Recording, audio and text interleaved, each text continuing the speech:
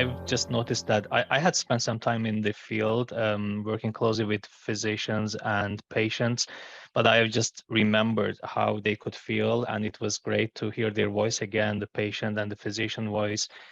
And maybe I can start with introducing myself and company very quickly. We are a Swiss-based global company. We are working on the identified data for almost a decade now, and I've spent my last 10 years with Clinerion. And we have patented technologies, proprietary solutions that enable the utilization of healthcare data.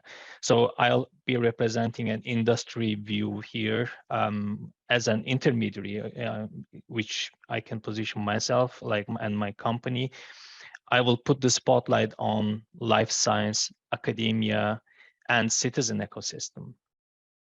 I'm going to talk about the artificial intelligence algorithms, and I must refer back to Nesrin. She mentioned the distance between patient and physician. Sometimes when I have this dialogue with physicians, I also feel like they have this distance towards the AI and the things that can come with AI sometimes, because they are asking, okay, AI is going to replace us, the physicians, and the citizens will take these treatments and cures automatically from the AI, etc. I answer no, because it is only a supporting technology, which I will mention how it can support. It provides many treatments and preventive benefits to citizens, together with the required underlying data utilized on the development, training, and validation of algorithms. So in the post-COVID era, we see many initiatives around this, but I believe the most important step will be developing sustainable and scalable collaborative ecosystems between the life science companies, academia, and the citizens. So let me start with why would a citizen need AI in healthcare? I know that these benefits are only not for citizens. It also provides benefits for physicians, but let's focus on the citizens first, because AI algorithms needs to be trained and validated on data. The more data, the better accuracy. And we can utilize those data or the models developed for online symptom checkers and e-triage. We look at Google whenever we have some symptoms, right? And this doesn't mean that we are looking at the right answer there. And sometimes it's very confusing and sometimes depressing.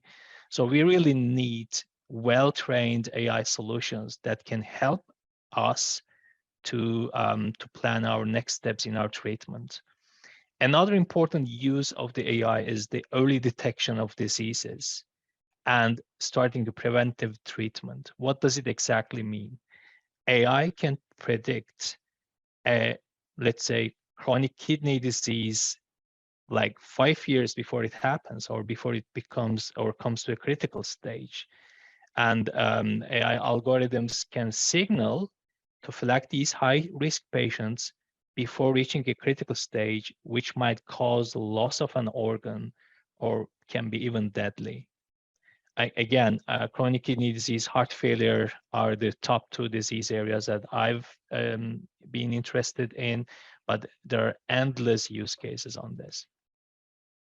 Life science companies' primary objective is to leverage data for epidemiology, which includes incidence prevalence of diseases in certain geographies. Then they try to overcome diversity challenges in therapies and also provide equality to minority populations. It's extremely important to understand the diseases, the risk and the causes of these diseases. And on the physician side, there is also a very hard work ongoing on the clinical care side. There has been a recent, actually, it happened yesterday, feedback from one of my hematologist partners. He said he was working on CLL, chronic lymphocytic leukemia. Let me quote him. The machine found an interesting relationship between CLL and one of the parameters of lymphocytes from peripheral blood count. This is amazing news to me. I mean, this doesn't mean that he discovered something, but he's going to analyze that, and maybe that will take him to somewhere else, and then they will, or that will provide a chance to develop new treatments or prevent from diseases in the future. This is really exciting development on my end as a technology guy who spent 15 years in healthcare. Again, models developed by healthcare or life science companies, they track many biomarkers to provide new and develop new therapies. Another use case is diagnosing rare diseases, which are often misdiagnosed or undiagnosed.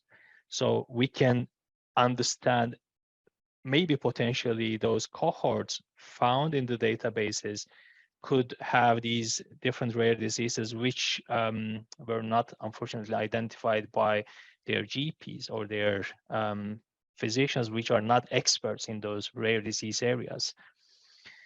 And they, especially in oncology, a lot is going on in individual care, personalized treatments, precision medicine, etc. Because of the genetic differences, because of the diversity of populations, one treatment doesn't fit all. So we require or we need personalized treatments for certain populations, and the data and AI helps to develop these kind of treatments. Other use cases could be extended towards identifying eligible patients for clinical trials that can bring innovative treatments to populations which are not currently available as a gold standard, but that can potentially bring the treatment early to those patients and save lives.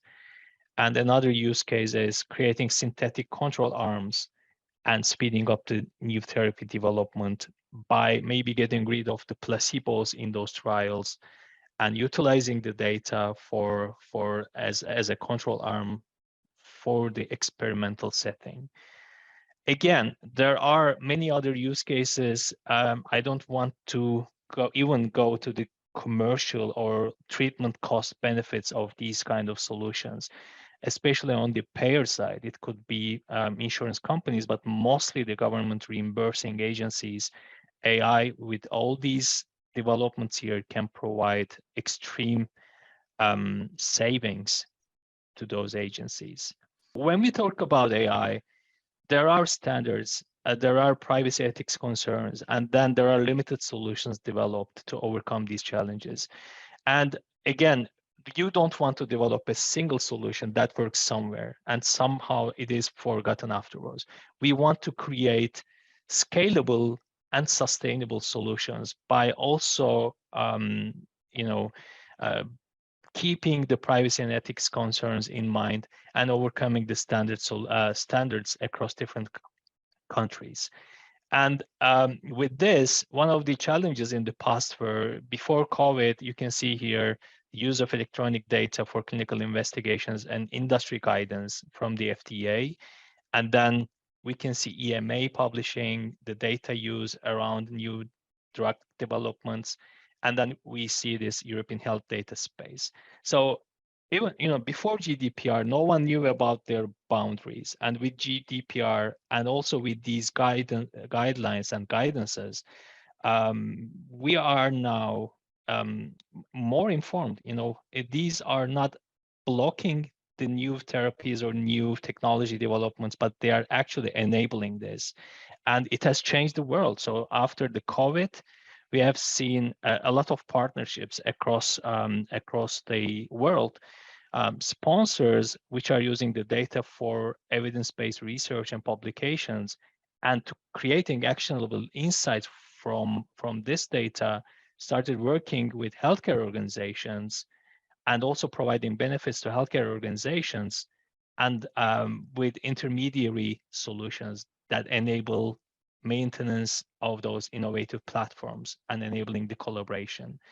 And it's always important, privacy by design approach, keep the data at source, keep the data anonymized or de-identified, and enable the development of the AI around that and keep the patient in the very center.